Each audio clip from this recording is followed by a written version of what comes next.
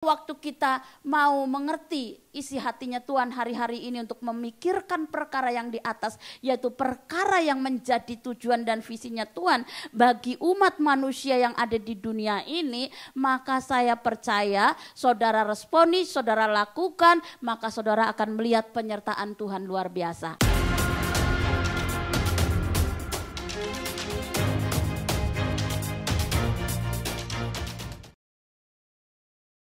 Ya, di mana-mana sudah suasana Natal sangat kuat, saudara ya.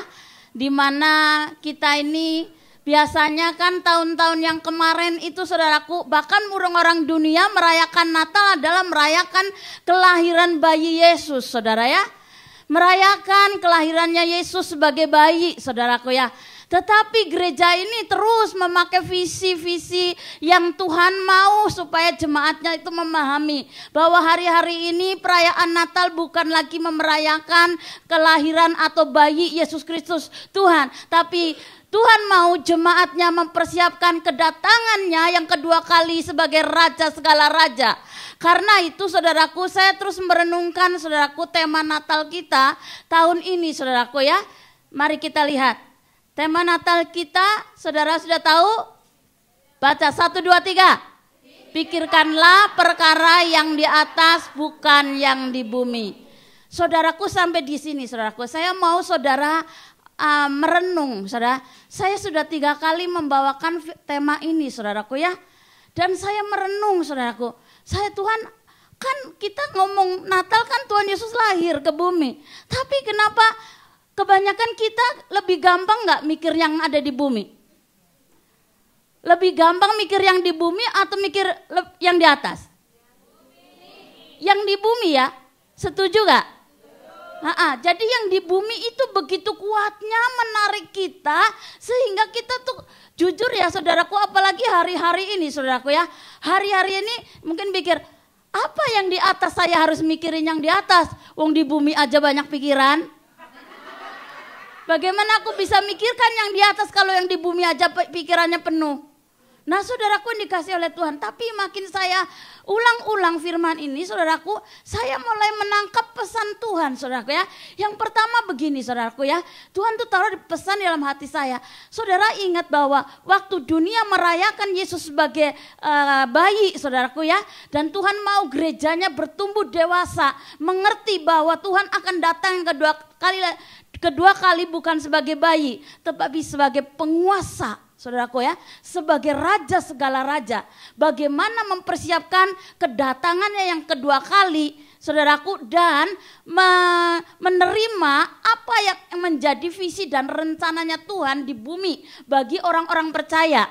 Jadi saudaraku yang dikasih oleh Tuhan, waktu kita memikirkan perkara yang di atas, saudara mungkin apa itu kak yang di atas itu? Kemarin ada jawab pesawat terbang kak, gitu Sa. Jadi apa yang di atas kita perlu pikirkan, wong di bumi ini kita banyak pikiran, di atas nggak nyampe-nyampe kak mikirnya. Tapi saudara harus ingat, Tuhan ingatkan kita ya, ngomong yang pikirkan yang di atas, saudara hidup di bumi saudaraku ya. Saudara dan saya masih di bumi, perkara-perkara yang bumi ini makin padat saja saudaraku. Makin saudara pikirkan, makin saudara tertekan, makin saudara depresi. Nah saudaraku, yang di bumi kadang-kadang membuat kita emosi saudara. Nah saudaraku yang dikasih oleh Tuhan, dan saudaraku waktu kita merenungkan yang ada di bumi, Tuhan ingatkan, enak, kamu memang hidup di bumi, tapi jangan lupa, kau juga harus memikirkan yang ada di atas. Dalam bentuk apa? Porsinya saudaraku ya. Porsinya kalau biasanya mikir yang di bumi terlalu banyak, mulai dikurangin. Mulai mikirin apa yang di atas, apa yang Tuhan mau dari hidup aku. Yang di atas, saudaraku ya, apa pesan Tuhan untuk saya masuk ke tahun 2025 nanti? Pesan Tuhan, prioritas hidupmu apa hari-hari ini? Nah saudaraku yang dikasih oleh Tuhan, waktu kita mengerti tentang perkara yang di atas itu adalah bicara juga tentang kekekalan. Ya saudara, kita berdoa. Saya ingat saudaraku tahun berapa tuh ya, waktu itu saya ingat mau perayaan Natal saudaraku, saya lagi dandan di salon saudaraku. Saya masih di salon, TV berita bahwa tsunami di Aceh itu datang saudaraku ya. Itu tahun berapa tuh saudara? Nah itu dia, saya lagi di salon saudara itu. Itu tukang salon kasih tahu saya, di Indonesia ini lihat lagi ada berita. Lah kita kaget saudaraku. Tapi saudara, Tuhan mau ingat kita berdoa Indonesia aman-aman aja tahun ini ya saudara. Dan seterusnya dalam keadaan aman dan terkendali. Dan saya percaya doa kita pasti dijawab oleh Tuhan gitu ya. Tetapi Tuhan mengingatkan kita tahun ini tema Natal, pikirkanlah perkara yang di atas bukan yang di bumi. Mari saudaraku yang dikasih oleh Tuhan, coba merenungkan. Kalau aku selama ini lebih banyak memikirkan yang di bumi, coba kurangi porsinya dan tempatnya. Jadi kalau lagi di ruangan ini, jangan mikir perkara yang di bumi. Sebab kalau ada di ruangan ini, saudara mikir, nanti aku makan apa? Nanti aku ketemu teman di mana? Bagaimana nanti suamiku?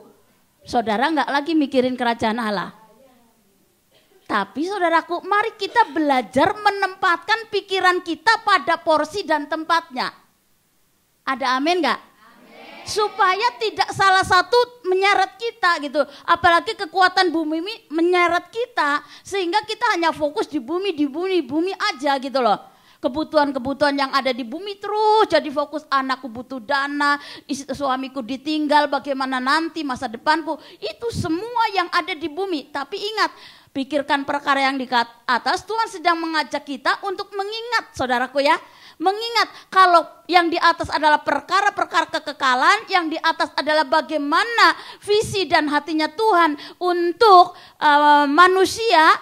Kemudian saudaraku, bagaimana kita meresponinya gitu saudaraku. Waktu kita diajak untuk memikirkan perkara yang di atas. Waktu saya coba, benar saudaraku, hari-hari ini saya begitu dipadatkan banget saudaraku, pikiran saya begitu dipadatkan dengan perkara-perkara yang ada di bumi ini saudaraku, sehingga itu kayak membuat tadi saya erosi ya, emosi tinggi ya, sungutnya keluar saudaraku ya. Tetapi saya mencoba untuk tidak marah-marah atau keluar bahasa yang kasar. Saya coba ketawa saudaraku, tetapi ketawanya itu enggak keluar dari hati saudaraku. Karena itu ketawa ditahan, ketawa itu terpaksa gitu. Karena mencoba untuk mengerem diri kita gitu supaya tidak melukai orang lain. Saya ketawain diri saya sendiri gitu ya. Saya ngomong sambil ketawa, saya komplain sambil tertawa begitu. Tapi saudaraku, kita nggak bisa bohongin karena apa? Ya Tuhan tuh melihat hati saya saudaraku. Tuhan tuh melihat hati saudara dan saya. Masing-masing, engkau mau coba pura-pura gembira pun ketika kamu dalam tekanan, mungkin itu cuma sekejap. Gitu ya. Tetapi kondisi ini saudaraku bisa terjadi saudaraku ya, bisa dialami oleh setiap kita dengan kondisi apalagi begitu banyak yang harus dipikirkan. Karena itu kita lihat di dalam firman Tuhan Kolose 3:1 sampai ayat 4. Kita akan baca, coba semua baca dengan suara yang keras. 1, 2, 3. Karena itu, kalau kamu dibangkitkan bersama dengan Kristus, carilah perkara yang di atas, di mana Kristus ada, duduk di sebelah kanan Allah. Pikirkanlah perkara yang di atas, bukan yang di bumi. Selanjutnya, sebab kamu telah mati dan hidupmu tersembunyi bersama dengan Kristus di dalam Allah. Apabila Kristus yang adalah hidup kita menyatakan diri kelak, kamu pun akan menyatakan diri bersama-sama dengan Dia dalam kemuliaan. Amin.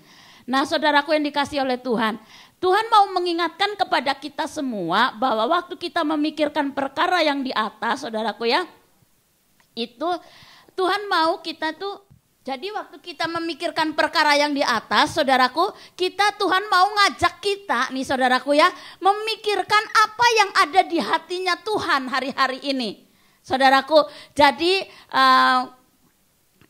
tugas kita sebagai orang percaya ya, apapun profesinya, tugas kita sebagai orang percaya, saudaraku, apapun profesi kita, pekerjaan kita, latar belakang kita, semua kita punya tugas untuk membawa berita amanat agung ini, saudaraku. Jadi untuk memenuhi kursi-kursi ini bukan hanya tugasnya penerobos, bukan hanya tugasnya pengkhotbah, tapi semua yang duduk di tempat ini itu punya tugas yang sama. Ada amin? Nah, Tuhan mau ngajak kita pikirkan perkara yang di atas. Tuhan mau ajak kita, saudara nangkep hatinya Tuhan tuh hari-hari ini supaya saudara dan saya mengutus saudara saya pergi. Ya, pergi jadikan semua bangsa muridku, baptis mereka dalam nama Bapa dan Anak dan Roh Kudus, dan ajar mereka melakukan segala sesuatu yang telah kuperintahkan kepadamu, dan ketahuilah aku menyertai kamu senantiasa sampai kepada akhir zaman.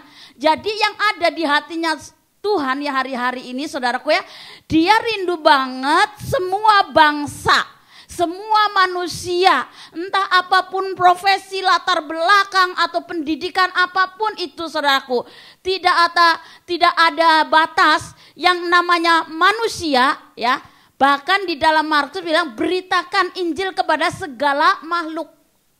Ya, kalau segala makhluk saudaraku perlu dengar Yesus, perlu mendengar kabar saudaraku. Pernah ya saudara punya anjing sakit? Wow, dia perlu dengar nama Yesus. Dalam nama Yesus anjing sakit sembuh gitu kan. Loh saya punya pengalaman saudaraku dengan Injil amanat agung ini. Beritakan Injil kepada segala makhluk. Pengalaman saya waktu itu saya lagi disuruh menjaga ikan. Saudaraku, ikan-ikan di rumah kan itu ikan bagus dan mahal saudaraku. Pas baru masuk ke tempat itu majikan loyang ke Singapura 3 hari. Saya dipesan untuk menjaga ikannya, jangan sampai mati, saudaraku ya.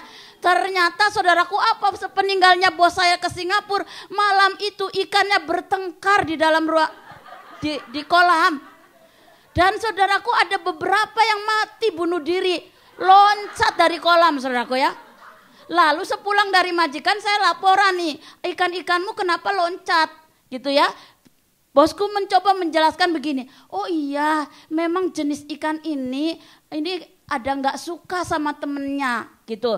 Jadi kalau dia nggak suka, dia nggak damai ya, dia bertengkar, putus asa saudaraku, nggak ada jalan keluar, bunuh diri loncat. Terus di situ saya ngerti, ikan aja seperti itu ya, apalagi manusia tuh. Kadang-kadang manusia tuh kalau nggak bisa rukun, nggak bisa akur, putus asa, ikan dia bisa gitu loh saudara. Lalu dia coba jelasin dengan dia menjelaskan bagaimana berbicara pakai bahasa ikan, mengerti bahasa tubuhnya ikan, begitu ya. Dia coba jelasin, nih kalau kamu perhatiin yang ngerawat ikan, kalau dia punya badan itu dia gosok-gosok gitu, itu artinya dia lagi gatel katanya gitu ya. Lalu kalau nah, saudaraku ya, Nextnya mereka pergi lagi nih, pesan lagi ikan-ikanku kamu jaga ya. Jadi saya pengalaman nih, saya bilang di depan akuarium saya ngomong tumpang tangannya, dengar ya ikan-ikan, bos saya yang memang pergi dia pesan untuk saya jaga kalian gitu ya. Jadi dalam nama Tuhan Yesus tidak ada satupun yang mati, tidak ada satupun yang bertengkar, hidup damai dalam nama Yesus gitu ya. Saudaraku nah, benar loh saudara, ini ikan perlu dengar nama Yesus. Karena berikutnya nggak ada ikan lagi yang mati bunuh diri. Nah saudaraku ini dikasih oleh Tuhan. Jadi waktu Tuhan mau menangkap pesan kepada kita, menyampaikan pesan kepada kita bahwa semua makhluk, semua orang perlu mendengar nama Yesus, memberitakan, jadikan mereka menjadi bangsa dan bangsa menjadi murid Yesus. Jadi Tuhan sedang menyampaikan hari-hari ini tugas orang percaya, kita ini semua punya tugas yang sama. Karena itu saudara perlu memikirkan bagaimana sih caranya saya tuh bisa memberitakan Injil. Bagaimana aku bisa memberitakan kabar baik, kucingku mungkin sakit.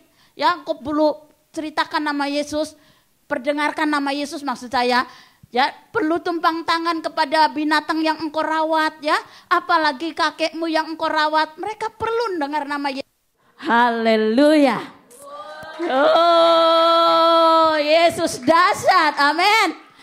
Iya, nama Yesus perlu diberitakan kepada segala makhluk, apalagi manusia yang kita temui setiap hari, saudaraku ya. Jadi mereka perlu kita perlu memperdengarkan nama Yesus. Karena itu saudaraku ada banyak kesaksian ya, entah itu binatang yang kita doakan atau orang tua yang kita layani atau orang yang sakit kita doakan, mereka mengalami mujizat kesembuhan dalam nama Yesus.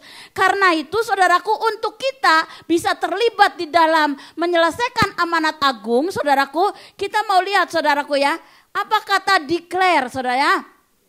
Declare ini saudaraku ya. Declare dan display saudaraku ya.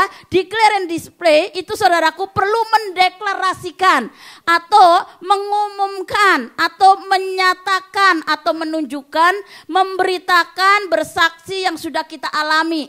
Jadi mengakui saudaraku ya, mendeklarasikan di depan umum maupun di depan pribadi. Kalau di depan umum seperti ini nih, saya ngomong nih lagi deklarasi tentang iman kepada Yesus Kristus. Tapi untuk pribadi Anda perlu ngomong firman Tuhan, imanmu, membuat pengakuan iman terhadap dirimu sendiri.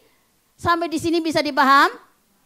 Oke, jadi untuk declare and display saudaraku ya, kita membuat declare ini mendeklarasikan, sedangkan display itu memperlihatkan atau memamerkan. Nanti saudaraku ya tanggal 25 itu kan kita semua akan memamerkan ya Jesus for everyone. Semua keliling Basling, semua pakai hoodie bertulisan Jesus for everyone. Nah saudaraku, itu kita lagi memamerkan, itu sengaja kita pamerkan di Hong Kong. Ada amin? Berapa banyak yang bisa akan ikut nanti? Haleluya. Ya, jadi itu bersama-sama masal kita mendeklarasikan bahwa Jesus for everyone. Tapi saudaraku kemudian display apa yang berikutnya bisa menyelesaikan amanat agung adalah menampilkan karakter Kristus atau buah roh. Kemudian menjadi teladan hidup yang dapat dicontoh. Seluruh aspek hidup kita ya, ucapan, hubungan dengan orang lain atau respon yang benar saat menghadapi masalah, integritas secara itu semua saudaraku dan saudaraku, jujur ya saudaraku, kalau saya mau jujur saudaraku ya, soal ketika menghadapi masalah, tekanan, itu reaksi yang muncul saudara. Itu benar-benar saudaraku, saya bisa emosi gitu ya, karena tertekan.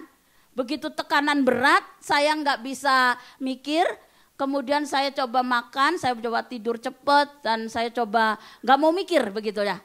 Nah ternyata begitu saya diemin, nggak bisa selesai. Begitu meledak gitu ya, begitu meledak, nyesel saudaraku ya. Walaupun meledaknya nggak menyakiti orang gitu ya, saya menunjukkannya dengan cara bertertawa gitu ya, dengan tertawa. Tapi saudara tahu lah antara tertawa yang benar dan tertawa yang pura-pura kan akan tahu ya.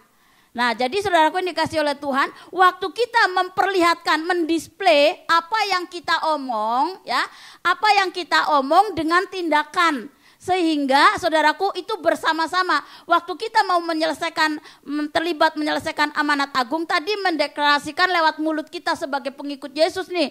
Aku ini imanku kepada Tuhan Yesus, Yesus itu adalah Tuhanku. Tetapi saudaraku banyak kali kan yang menjadi batu sandungan adalah ketika saudara ngaku orang Kristen tetapi tingkah laku kamu enggak sesuai dengan iman. Nah itu yang seringkali banyak menjadi batu sandungan. Sehingga akan orang yang melihat berkata, ih katanya dia pendeta. Katanya dia hamba Tuhan. Wah padahal dia worship leader loh. Nah kadang-kadang itu pertanyaan-pertanyaan itu diarahkan karena apa? Ada batu sandungan di dalam karakter kita ataupun buah-buah roh nggak kelihatan sebagai pengikut Yesus. Jadi untuk melibatkan diri menyelesaikan amanat agung yang Tuhan sedang rindukan, yang ada di hatinya Tuhan hari-hari ini, ya selain mendeklarasikan kita juga menampilkan, mengakui tapi kita juga membuktikan, mendeklarasikan kita juga menyaksikan, gitu loh. Sampai di sini paham? Meng Pak? Meng, oke, puji nama Tuhan. Jadi saya berdoa supaya saudaraku roh Tuhan memberikan saudara pengertian lebih banyak ya dari apa yang saudara dengar dan apa yang saudara lihat. Dan yang saya sampaikan hari ini saya mencoba dengan bahasa yang saya kuasai saudaraku ya. Dan berharap teman-teman bisa memahami pesannya gitu loh. Dari pikirkan perkara yang di atas, Tuhan tuh lagi mikirin teman-teman, lagi mikirin jiwa-jiwa. Tuhan Yesus tuh lagi mikirin apa banyak orang yang belum kenal Tuhan. Dan Tuhan Yesus tuh mau melibatkan saudara dan saya orang percaya untuk menjadi bagian menyelesaikan tugas amanat agung ini. Karena itu untuk bisa melakukan amanat agung salah satunya membuat pengakuan, penginjilan. Ya, ceritakan tentang Tuhan kepada banyak orang yang kau temui. Doakan mereka. Lalu apa? Tunjukkan dengan kalau kau bilang, aku gak bisa ngomong Kak. Ya udah ngomong. Kalau gak bisa ngomong tunjukkan perbuatanmu. Datang ke Hong Kong, ngadepin majikan. Aduh Kak sulit Kak ngomong tentang Tuhan tuh kepada majikan saya. Bahasanya Kak gak paham. Gak apa-apa. Kamu bisa jadi kesaksian tanpa kamu ngomong. Layani majikanmu seperti engkau melayani Tuhan. Itu kan? Itu kan jadi declare and display. Itu harus berjalan bersamaan saudaraku. Jangan sampai sama juga. Jadi waktu kita membuat pengakuan, kita juga harus menunjukkan perbuatan kita. Jadi ini kan yang jelas disinggung kemarin di Menara Doa Jumat kan, itu kan yang akan kelihatan banget itu kan orang-orang yang paling dekat dengan saudara. Ya kan? Yang paling melihat tuh jeleknya kamu dan saya itu orang-orang yang dekat kok. Karena kalau di sini saudara kan lihat Kak Nafsi baik banget. Manis, lembut gitu ya. Iya, jadi tapi saudaraku yang dikasih yang tahu saya aslinya itu pasti bos saya. Yang tahu saya itu kalau marah itu pasti orang-orang yang terdekat. Nah saudaraku yang dikasih oleh Tuhan. Jadi waktu kita mau ngomong tentang menampilkan karakter Kristus. Bahkan bisa tahu ketika dalam kondisi kamu ketertekan itu apa yang akan keluar dari reaksi kita. Itu sudah membuktikan jeleknya banget ya saya lah. Benar saudaraku, saya pikir saya sudah baik loh. Ternyata saya ketemu diri saya sendiri masih sangat jelek saudara. Karena kalau lagi tertekan itu ngeremnya sulit gitu saudara ya. Jadi kadang-kadang butuh untuk diam, tapi kadang-kadang ya muncul juga gitu loh, keceplosan juga gitu lah. Nah jadi karena itu saudaraku yang dikasih oleh Tuhan, waktu kita mendeklar dan mendisplay, tapi saya mau ngomong saya tuh lagi belajar saudara ya. Jadi saya ini khotbah, tapi saya juga belajar saudara. Apa yang saya ajarkan kepada saudara, yang saya beritakan kepada saudara, sebenarnya yang pertama adalah saya lagi ngotbahin diri saya juga. Karena firman Tuhan selalu berkata pedang bermata dua. Ya, jadi saudaraku yang dikasih oleh Tuhan, waktu saya mendeklar, mendisplay saudaraku apa yang saya ajarkan, apa yang saya khotbahkan saudaraku ya. Dan saya izinkan orang-orang terdekat menyaksikan ya. Entah itu majikan saya, entah itu keluarga saya, entah kelompok-kelompok pula atau ibadah saya, atau komunitas-komunitas yang dekat dengan saya. Mereka boleh mulai melihat ya. Oh Kak Nafsi kalau emosi gitu, oh kalau lagi tertekan gitu, oh begini, oh ya itulah saya gitu ya. Ya itu saya sering kayak gitu dan karena itu saya butuh orang untuk mengingatkan saya, menemani saya. Paling tidak tuh kalau Anda tuh pernah gak pengen didengerin sama orang? Kamu tuh cerita tuh cuma pengen didengerin, tapi bukan didengerin, kamu dinasehatin panjang lebar. Kira-kira nasihatnya masuk gak? Enggak. Begitu saudaraku yang dikasih oleh Tuhan.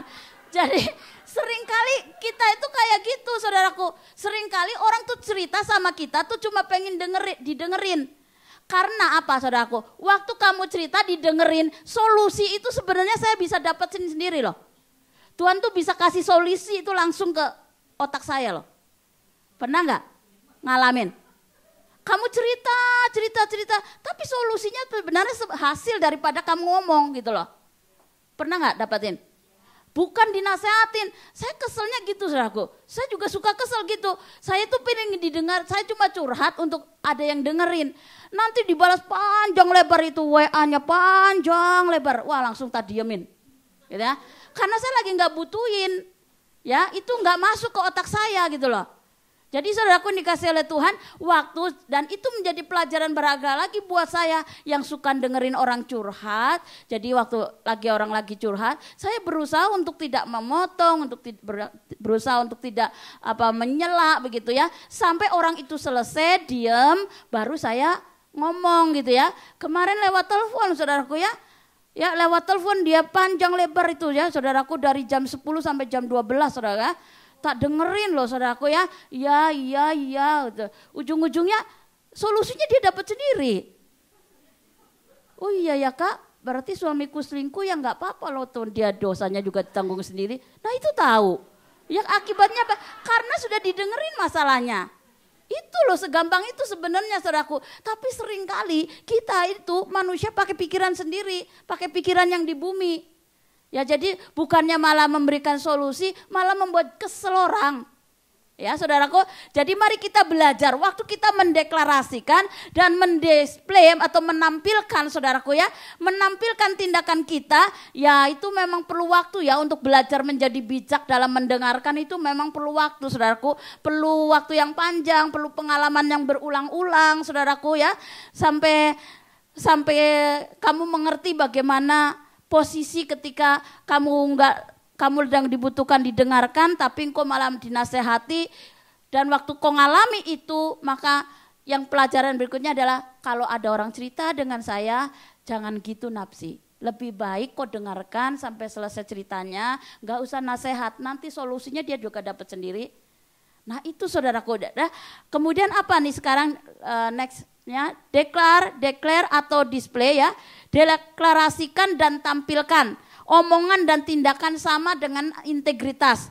Pengakuan adalah deklarasi iman kepada Allah. Pengakuan yang sehat adalah bersepakat dengan Allah. Nah saudaraku, tadi saya bilang di awal ya, bahwa deklarasi itu tentang iman kita kepada Tuhan, baik secara umum, baik secara massal di depan orang rame-rame, tetapi juga pengakuan yang sehat adalah bersepakat dengan juga pengakuan terhadap diri kita di hadapan Allah. Kalau ada pengakuan yang sehat, berarti ada pengakuan yang tidak sehat. Yang seringkali kita ulang di hadapan Tuhan. Berupa apa? Betapa besar masalahku, betapa sulit suamiku untuk bertobat, betapa galaknya majikan aku, dan semua saudaraku yang positif, yang negatif itu dibuat pengakuan berulang-ulang. Firman Tuhan katakan ya di dalam Amsal ya, siapa suka menggemakannya, dia akan memakan buahnya. Jadi saudaraku, waktu kita menggemakan perkataan yang diulang-ulang berisi negatif kata-kata ya, itu saudaraku akan mengulang-ulang dan itu akan membuat saudara makin jatuh saudara. Saudara makin lemah, makin merasa sendirian, makin merasa nggak ada teman. Karena apa? Yang negatif diulang-ulang. Perkataan yang tidak sehat itu diulang-ulang. Betapa ini loh, betapa jahat, betapa ini, betapa itu. Dan semua akan mengarahkan pada pikiran kita untuk memikirkan kesalahan orang lain.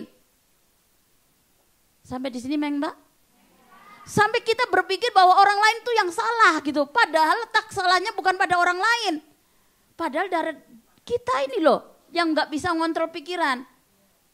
Nah, jadi saudaraku yang dikasih oleh Tuhan, yuk kita belajar waktu terlibat melesaikan amanat agung, mendeklar dan mendisplay, baik melalui omongan kita, tapi juga tindakan kita juga harus selaras. Yang namanya hidup kita berintegritas. Lalu yang berikutnya, saudaraku ya, Alkitab katakan Amsal 3 ayat 6, akuilah dia dalam segala lakumu, maka ia akan meluruskan jalanmu. Lukas 9 ayat 26, sebab barang siapa malu karena aku dan perkataanku, anak manusia juga akan malu karena orang itu, apabila ia datang kelak dalam kemuliaannya dan dalam kemuliaan Bapa dan malaikat kudus. Nah saudaraku yang dikasih oleh Tuhan, jadi saudaraku waktu kita mengakui, mendeklarasikan iman kita kepada Tuhan, saya percaya di sini tidak ada yang malu mengakui nama Yesus sebagai Tuhan dan Juru Selamatnya. Karena apa? Saudara ada semua di ruangan yang sama, di tempat yang sama dan semua orang percaya. Tetapi saudara akan teruji ketika saudara bergaul dengan orang-orang yang tidak kenal Tuhan. Di sanalah imanmu tertantang. Apakah engkau berani mengakui sebagai pengikut Yesus? Engkau berani memutuskan cara hidup yang berbeda di tengah lingkungan-lingkungan yang mungkin gak jujur, kamu harus berkata aku tetap jujur. Nah itu saudaraku, tantangan itu kehidupan praktek aslinya adalah ketika kita berhadapan dengan lingkungan orang-orang tidak percaya saudaraku. Dan itu banyak banget kita tuh bisa terpengaruh oleh lingkungan pergaulan kita. Setuju gak? Karena itu saudaraku, pergaulan kita, Alkitab itu juga menuntun kita ya. Jadi bergaullah dengan orang yang bijak, maka kamu akan bijak. Bergaul dengan orang yang suka utang, kau akan ikut utang. Kau bergaul dengan orang yang suka selingkuh, kau akan kebiasaan jadi ikut selingkuh. Jadi hati-hati tentang pergaulan. Nah saudaraku yang dikasih oleh Tuhan, waktu kita mendeklarasikan firman Tuhan, mengakui Yesus sebagai Tuhan dan Juru Selamat kita, kau akan diperhadapkan kepada lingkungan-lingkungan yang belum kenal Tuhan. Mungkin saudaraku dari antara saudara ada yang di kotanya, di desanya hanya engkau sendiri orang Kristen, ya. Dan kau diutus ke sana, tinggal di lingkungan yang bukan orang percaya, kemudian mulai kebiasaan-kebiasaan mereka, itu akhirnya mempengaruhi. Banyak loh kejadian, pernah saya juga di Indonesia begitu saudara ya. Waktu cuti 2 minggu, aduh mau ke gereja. Padahal kalau di sini kalau hari Minggu jam 5 udah bangun. Kalau di Indonesia cuma ke gereja saja, gereja padahal cuma 2 jam. Tapi karena jaraknya jauh, itu nanti jadi alasan, aduh kendaraannya susah, udah gitu mulai dingin, enakan tidur nanti aja gitu. Itu banyak banget saudaraku menjadi alasan-alasan yang akhirnya apa? Yang akhirnya ya sama, jadinya ke bawah sama seperti mereka yang tidak mementingkan ke gereja. Gitu saudaraku. Jadi waktu saudaraku itu nanti akan teruji ketika pengakuan-pengakuan deklarasi kita kepada Tuhan itu akan teruji ketika saudara berada di lingkungan yang tidak sama seperti di Hong Kong. Kalau di Hong Kong luar biasa saudaraku ya. Pagi ini saudaraku saya naik lift, saya ketemu teman, dia bilang, "Wow, you are so pretty today." Dia bilang begitu ya. Terus, "Oh, thank you," gitu ya. Terus dia tanya, "Kamu mau kemana?" "Mau ke gereja," saya bilang gitu. "Do you like which season? Cool or warm or bla bla bla begitu ya." Terus aku jawabnya begini. Aku suka semua season. Karena apa? Karena aku tahu Jesus good all the time. Oh yes, you so pretty today. Gitu. Jadi saudaraku ini dikasih oleh Tuhan. Jadi waktu kita bilang, kamu mau season kita di Hong Kong kan berubah-berubah. Kalau kamu cuma memilih satu season, kamu cuma season panasnya saja di sini, season dinginnya kamu akan tersiksa loh. Iya gak? Lah kalau kamu cuma seasonnya dingin yang suka, panasnya kamu kegerahan loh.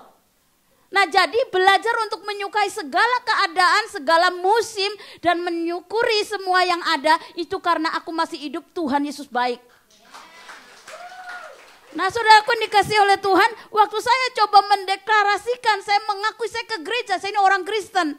Apalagi saudaraku, saya tuh suka pakai kaos hoodie bukan di gereja nih lagi liburan saudaraku ya. Saya suka pakai di rumah, di pasar, ke pasar saya pakai gitu ya. Karena apa tujuan saya nih saya mau tunjukkan dan saya akan sengaja pakai topinya gitu ya. Supaya apa? Orang lihat gitu loh.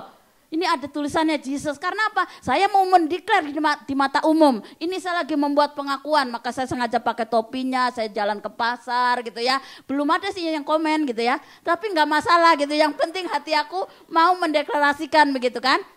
Nah jadi saudaraku dikasih oleh Tuhan, kemarin kan gara-gara Karinta, kita belum pakai, dia udah pakai duluan. Dia bilang, aku di tempat rame pakai hoodie, saudara. Mari kita lihat gambarnya, lihatnya. Tuh, aku pakai hoodie di keramaian, pakai ke MTR, kemana-mana toh. Terus saya bilang, tolong fotoin. Pertama foto, Yesusnya nggak kelihatan. Saya bilang, kamu paketin topi supaya hoodie-nya itu tulisannya kelihatan. Nah itu baru dilihat orang. Kalau kamu di tengah-tengah kerumunan banyak orang, kamu sengaja topinya dinaikkan supaya Yesusnya kelihatan. Maka akan kelihatan, Yesus ada di belakangmu, Yesus ada di depanku. Amin nggak? Iya, jadi kita tuh lagi mendeklarasikan tuh seperti ini bisa dengan perbuatan kita gitu ya, dengan apa yang kita pakai gitu loh. Kalau saudara ada yang saya tahu kemarin tuh ada yang rencananya nggak mau beli saudara ya. Terus denger, ini kan penginjilan, ini kan lagi pengakuan, ini deklarasikan dengan pakaian itu. Berikutnya saya tahu ada yang pesan lagi saudara ya, ada yang langsung beli saudaraku ya. Nah itu artinya gerak cepat, saudara respon. Nah saudaraku ini kasih oleh Tuhan, karena saya ngajak supaya kita itu menangkap pesannya Tuhan hari-hari ini. Tuhan tuh mau supaya semua terlibat menyelesaikan amanat agung. Bisa pengakuan deklarasinya dengan apa? Dengan cara kita itu teman-teman kita yang dibaptis ya, menyerahkan dirinya. Dia membuat pengakuan iman, aku sudah percaya Yesus, aku menyerahkan hidupku, terima melalui baptisan air. Ini deklarasinya seperti ini. Kemudian berikutnya, ada lagi yang sedang nih, penginjilan, orang bule, orang apa saja ditemuin gitu ya. Entah bahasa patah-patah nggak masalah, yang penting Yesusnya ditinggikan. Ya saudaraku dikasih oleh Tuhan. Jadi saya yakin dan saya percaya dan selalu ya Tuhan itu kalau kita memberitakan Injil itu Tuhan tuh selalu menyertai. Walaupun kita punya bahasa patah-patah dengan bahasa macam-macam yang ada kita temui patah-patah, tapi orang itu bisa paham loh. Kenapa? Roh Kudus menyertai kita. Amin. Jadi jangan takut bicara, bahkan pakai bahasa roh juga bisa. Kalau saudara menginjil pakai bahasa lekong mat gitu ya. Lekong mat ya gitu ya. Bilang aja Yesus oile gitu kan.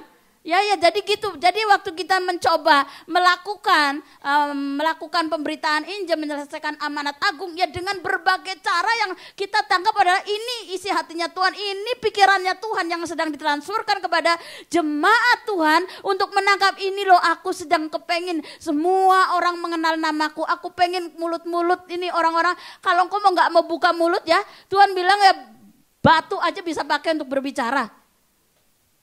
Kalau firman Tuhan ngomong gitu loh. Jadi saudaraku dikasih oleh Tuhan, kalau saudara, aduh gimana dong caranya, datang nih tanya nih kalau saudara mau tahu bagaimana caranya aku bisa cerita tentang Yesus kepada orang lain. Kalau nggak tahu, temuin, kita punya tim penerobos saudaraku ya. Kita punya tim penerobos yang diberikan karunia-karunia khusus untuk memberitakan kabar baik kepada orang-orang di luar. Bahkan saudaraku ada anak-anak yang baru bergabung sama kita, masuk ke tim penerobos saudaraku, dan hidup mereka tuh juga bisa satu teman ngomong ke temannya dibawa begitu saudara. Satu-satu saling bawa teman gitu. Nah saudaraku dikasih oleh Tuhan, waktu kita mendeklarasikan tentang iman kita kepada Tuhan Yesus, dikatakannya pengakuan yang benar itu mendeklarasikan Yesus atas hidup kita.